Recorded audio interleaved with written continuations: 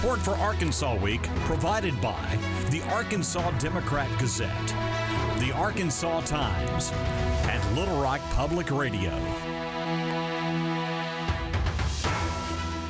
And welcome to Arkansas Week. I'm Dawn Scott. We appreciate you being here with us. Proposed ballot initiatives being rejected, Arkansas's Freedom of Information Act, and opioid settlement funds going toward creation of a first-of-its-kind center studying addiction.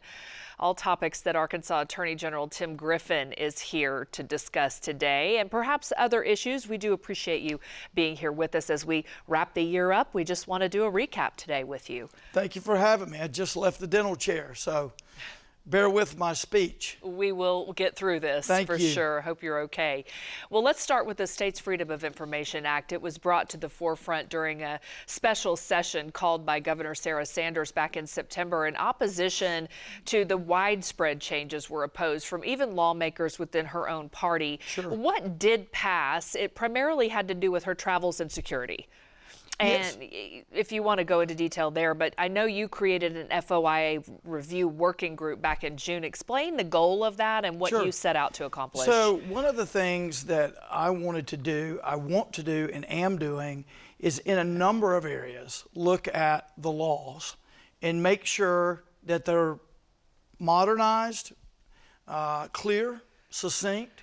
And it's not just on FOIA, on gun laws. And I've announced our efforts there. We have good gun laws in terms of the substance, but often legislators have to ask for clarification through opinions.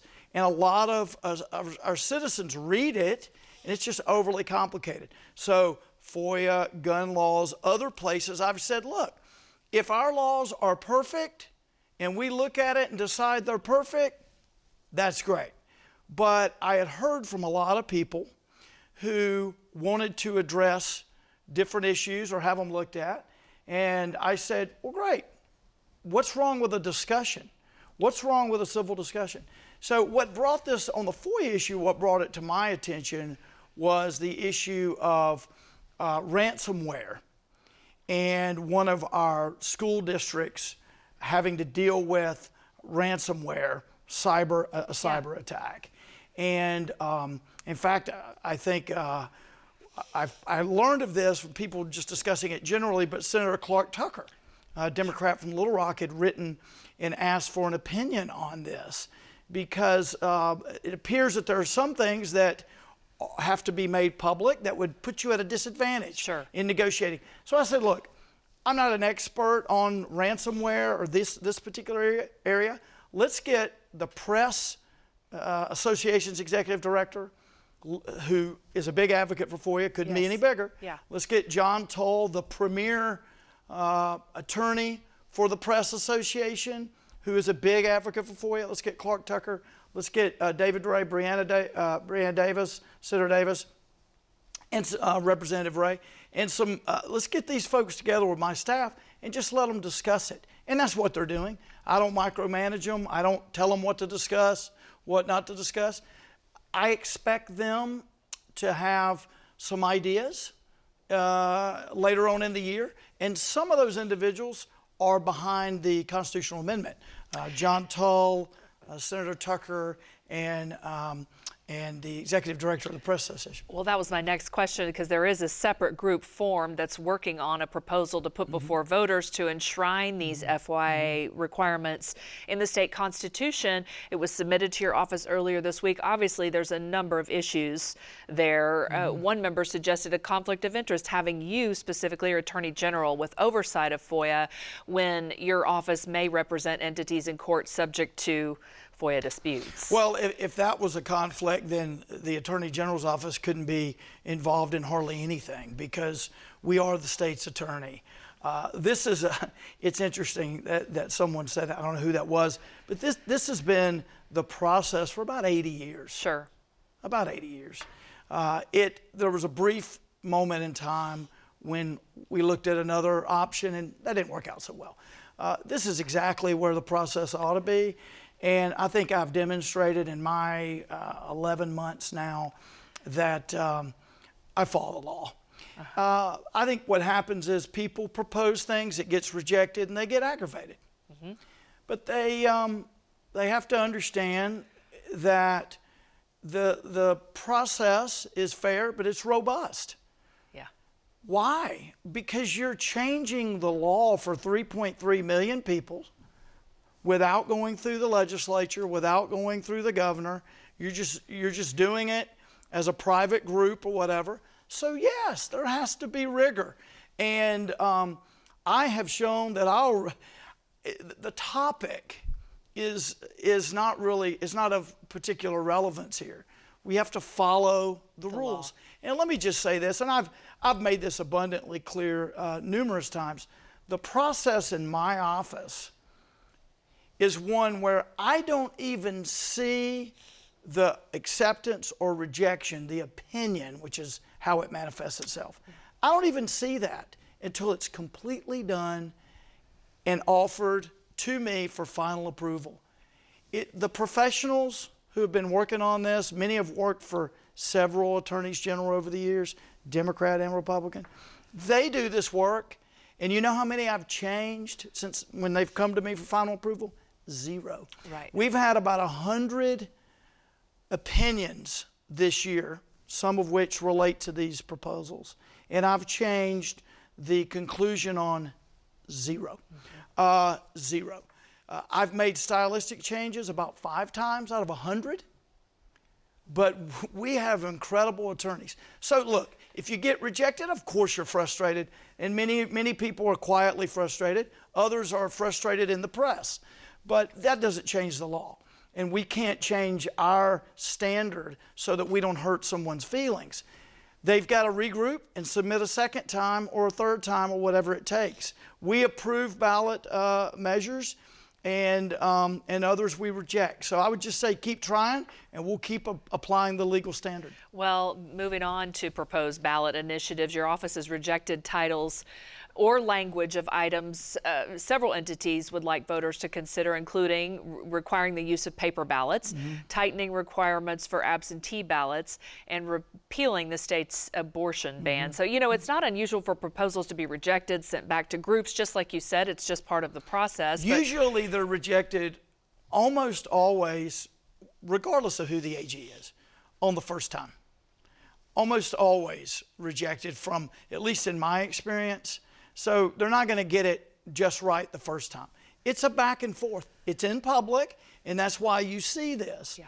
But that's not uncommon. How do they avoid rejections? What do you do? What do you look for? Well, I would say, first of all, it depends. Some are rejected where people are just not only ignoring the legal standard, but they're ignoring what we told them after the first and second time they were rejected. Sure. So you have those. But I talked to some of my professionals there about this. I said, you know, if we had to pick one thing, and I think that it's failure to define terms that are used in there. When lawyers are taught that something that is vague is subject to no reasonable interpretation, something that is ambiguous is subject to 2 or more reasonable interpretations.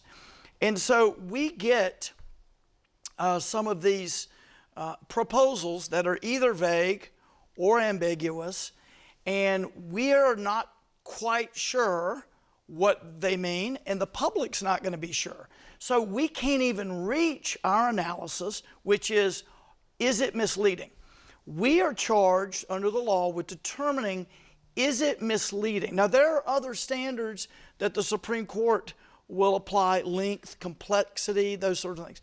But our mission is to say, is it misleading or not? We can't even get to that analysis if we don't understand what they're talking about. So I think precision in word choice and defining what words mean is primarily what you see. That is the core. There are a Yeah. lot of different things, and they're all different, but that's the core. Well, there's consideration by some state lawmakers to repeal rules that prohibit legislators from accepting campaign contributions 30 days before and 30 days after a regular legislative session. In response to Representative David Ray, you said in an advisory opinion that such rules are unconstitutional. They are. They're you know, I don't have the luxury of choosing which U.S. constitutional provisions I want to apply or not apply. In this country, we don't take an oath or fealty to a king or a queen.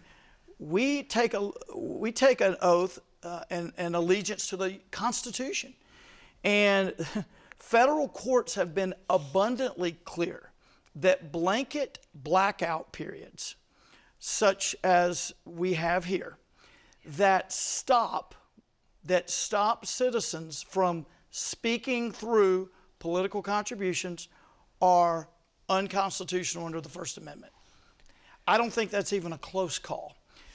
In fact, it's not a close call. In fact, and we waste a lot of money in the state historically, because what happens is we pass things that many lawyers could have told you were unconstitutional. Sure. And we pass them anyway. And then we have to spend money defending them and then lose. So let me just tell you, in 1996, there was an Initiated Act 1 that had a number of provisions to try to rein in, stop, prohibit certain campaign finance activities. At least half of that has already been stricken by the federal courts, many of those provisions years ago.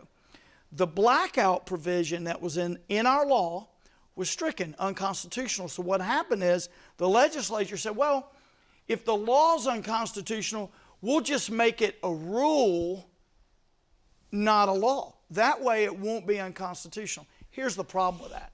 That's looking at it from the perspective of whether the legislator can raise money. That's not the perspective of the Supreme Court. The United States Supreme Court looks at this issue and says, are we stopping Don, Tim, Jeff, Bill, Susie from speaking through a contribution? That's the perspective, not from the recipient, from the giver. And so when you look at that, the Supreme Court has said, you can't just have a blackout period that says no one can speak. No citizen can speak through contributions during this period. You can't do that. It's unconstitutional. But there's concern that the influence of big money is coming in. Yes, that's where this is coming from. Yeah, well, as is usually the case, the intentions are often good, but you need data to back it up. What the Supreme Court has said is there is no evidence that people act any differently during a session. Look, we've had a lot of legislators go to prison. Let's be honest. House members, Senate members, both parties, Republicans, Democrats, many of them are sitting in prison right now. Most of what they're in prison for, in fact, I don't know if any of what they're in prison for has to do with taking money during a session. There may be one, I'd have to look specifically. But the point is, there's no evidence that people act any differently. This is what the federal courts have said. There's no, in the case where our law was stricken, they said to the state of Arkansas, I think that was 97, 98, that federal case, they said, look, state of Arkansas, you have shown no data.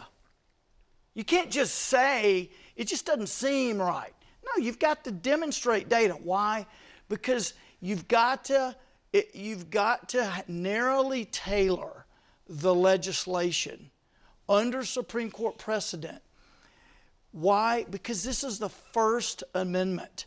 This is the highest level of scrutiny that the Supreme Court gives. It's called strict scrutiny. And it is given to our most precious rights. And speech gets the highest level of scrutiny. So when we're legislating anywhere around the speech world, you can't just willy-nilly go, well, I just feel like we need to ban these. Yeah. You've got to have some data, because the court's going to ask, did you narrowly tailor, and that's the standard, did you narrowly tailor your remedy in this particular case? And the courts have said blackout periods are the opposite of narrowly tailored. Yes. Because they're blankets. They're like, nobody at any level. Let me give you an example. Let's say that retired veteran Joe wants to give $5 to a candidate during the legislative session. He cannot do that. Is there any evidence that $5 contributions are the problem in any way with corruption? Well, the court would say, no, there's not. And in fact, if you ask legislators to demonstrate that there is, they would not have any data to show you that $5 contributions are a problem. Not narrowly tailored. It's unconstitutional. It's not a Tim Griffin thing. It's not a right thing. It's not a left thing. It's a law thing. Got it. You hosted a Stop Overdose Summit in November. We don't have a lot of time left, but I do want to ask about this $50 million state opioid settlement that you got, that you're putting toward Arkansas Children's Hospital, which is studying addiction. What led to this decision? How important is this for our state in our last few minutes? This is critically important. I wish we spent the most time on this, actually. This is really important. So I'm getting a lot of money over the coming years out of the opioid settlement, right? And the Municipal League, the County Association, and my office are each getting $140 million. A lot of that obviously has been committed already. There's a lot of ephemeral uses, meaning we're giving money to things that are going to be gone in a few years. Narcan, very much needed, expire in 3 years. Giving money to an addiction clinic. 2-3 years, that money's gone, right? So we're doing some of that. But what I in my office wanted to find was something that would be working on this long after I'm gone from the earth, 50 years from now, 100 years from now. And so I started surveying the landscape to find that. And we did not get a request from Children's. I called Marcy, the CEO. And I said, look, I want to do something infrastructure, permanent, long-term. And so I said, how are we situated on pediatric opioid research and pediatric opioid care? And she said, we're not anywhere near where we should be in the state. And I said, well, who does this research? And she said, well, there's a lot of it that's not done. And I said, well, what if we created this massive center to put us on the map that will benefit adults and children, that will attract more money, right? If you're able to apply to the federal government, say, we are the center of this. Yeah. You'll get that extra money. So she said, I'd love it. She came up with a proposal. It was about $68 million. I said, I can give the 50 that we had already talked about, sort of where I was thinking, I think. And I said, let's not make it the Arkansas Center. Let's make this the best in the world, no matter where we have to get these scientists. Arkansas, Harvard, Duke, Stanford, wherever we have to get them, the best. So we all agreed, let's call it the National Center for Opioid Research. I'm so excited about that because that's going to be lasting. Yeah. And it's going to put Arkansas on the map. And we knew that Children's Hospital is known for excellence, and we knew that they would be able to execute this in a way that is true to what we all want. Well, the physician and other professionals were on our broadcast earlier this year, just not long ago, talking about this. It's fascinating. Much more to come from that and much more to watch in 2024. Attorney General Tim Griffin, we so appreciate you coming on. Thank you so much for sharing all of your thoughts today. The numbness is disappearing now. Let's just keep talking. Yep, keep talking. All right, we'll be right back with more in just a moment.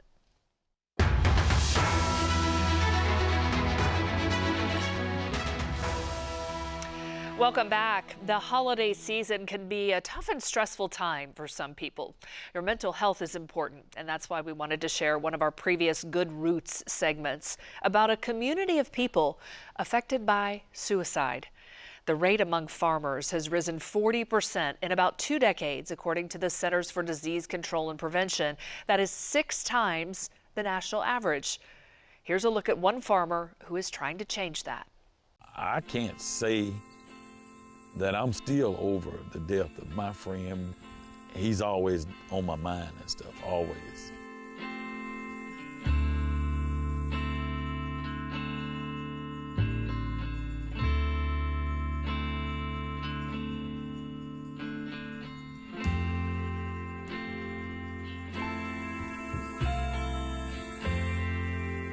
Farming is not very forgiving. I've had a few really, really bad seasons. The pump over here on the ground that normally pumps it out of here into the picker, it just stopped pumping. I wish I knew why, but I don't. Let's try it after this one. We usually pump grease to that tank, and then we grease the picker from that tank to the heads. But now that the pump quit, we got to figure out how to manually get this grease in that tank. Unfortunately, the first days are always the worst. The pickers, the combines, they've been sitting up all year, and you know, you only use these things once a year. There's usually always something. You know, we have to work on them a little bit, get them tuned up and ready to go. I tell people all the time, farming is not something that you just wake up in the morning and say, I want to be a farmer. It kind of has to be in your blood. My name is Darren Davis. I'm owner of Lakeview Farm. Lakeview being where we live, that's where the name derives from. You're in Lakeview, Arkansas. And I'm also the mayor of this town. I've been mayor for 8 years, going into my 3rd term. Yeah, one of my friends say, well, it's pretty out here, but it ain't worth a penny out here in the field. You got to get it to the gin. You have to be, man, you have to have a strong mind, and you really have to love farming. I don't think an ordinary person would have any idea the amount of work and the amount of time, more so than anything, that you put in this profession. Is very much time consuming. And it's like everything else, it's not for everybody.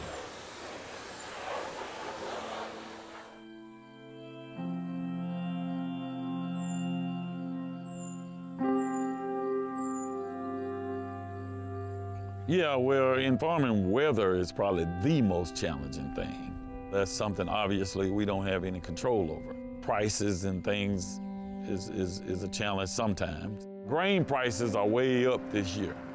So as grain prices go, so does expenses. I've never seen grain prices increase and expenses stay the same. The chemical fertilizer, fuel, always rise with it. I talk to a lot of farmers, and they're able to talk to me. We talk about a lot of ways of recovering from debt, and people you can go to and programs you can go to, and don't live above your means, I guess would be the short way of saying it. Farming is not very forgiving.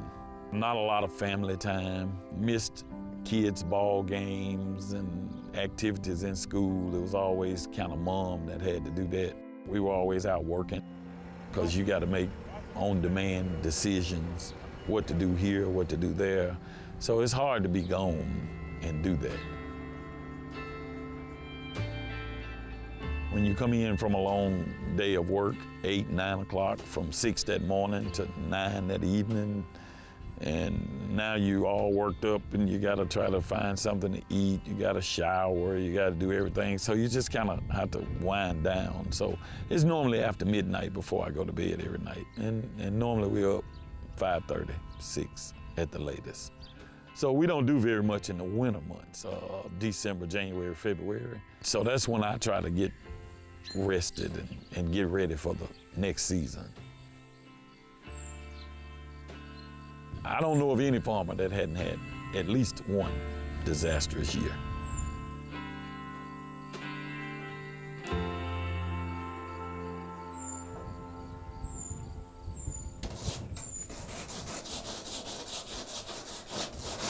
Dear friend of mine, and he committed suicide a few years back, and it was one of the hardest things I've had to deal with because he was a friend of mine, and I wear his hat all the time. So it got a little more than he wanted to deal with, and I thought he was okay with it, thought we had got it situated and settled, and then I got the horrible phone call about 5:30 a.m. I can't say that I'm still over the death of my friend, but he's always on my mind and stuff, always. And I hear stuff that he's saying, and it kind of makes me laugh because he was a funny person. So this business will cause some tragedy and everything. And I know people say, well, why do you do it? You just do it because you love it. That's the only way I can explain it.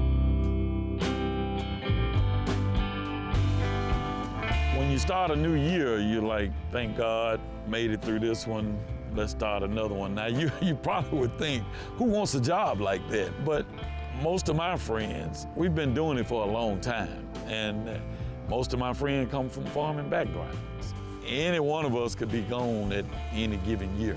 So it's just the nature of the beast. It's part of the business. I've heard a lot of people think about suicide, said, hey, it did cross my mind. I've had to help people. I've had to let people use tractors because they didn't have one or lost theirs or whatever the case may have been. Hey, borrow mine, do what you got to do and bring it back when you get through, and whatever you can to help them and to help them get through a challenging time. I'm willing to do it.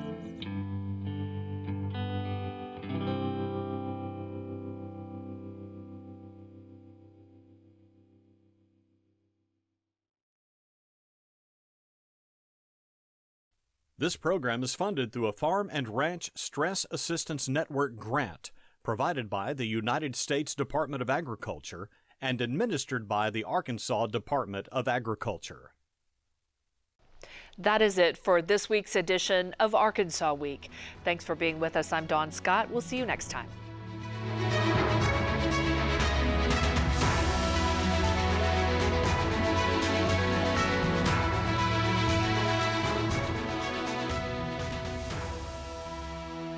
Support for Arkansas Week provided by the Arkansas Democrat Gazette, the Arkansas Times, and Little Rock Public Radio.